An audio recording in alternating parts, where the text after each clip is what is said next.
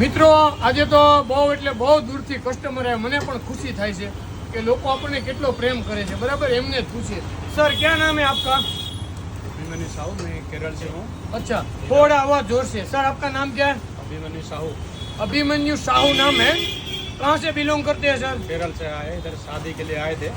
अच्छा, जो केरल से बिलोंग करते हैं शादी, तो आप हमारी दुकान कैसे आए? आपका रील देखा, रील्स देख के इधर आया, मुझे आके टेस्ट करते हैं कैसा अच्छा, है, जो क्या है। अपना रील्स देखा है उस लोगों ने, तो सूरत में आए थे। बैंक क्या काम करते हैं सर? बैंक में काम करते, बैंक में काम करते हैं। अपना वीडियो देखा, सूरत में शादी में आए थे। बराबर, तो आके अपना पहली बार टेस्टिंग के लिए केरल ले जाने वाले अपना सभी चीजें, बराबर, जो इतना लिया है। और कुछ लेना है सर आपको?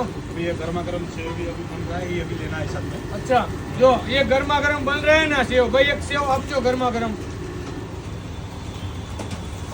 મિત્રો લોકો આપણા વિડીયો જોઈને ક્યાંથી મને પણ નવાઈ લાગી, એટલે મેં એમને પૂછ્યું તો મને એણે કેરળનું કીધું, એટલે મેં કીધું સર તમે મને વિડીયો બનાવવાની પરમિશન આપશો? એણે હા પાડી।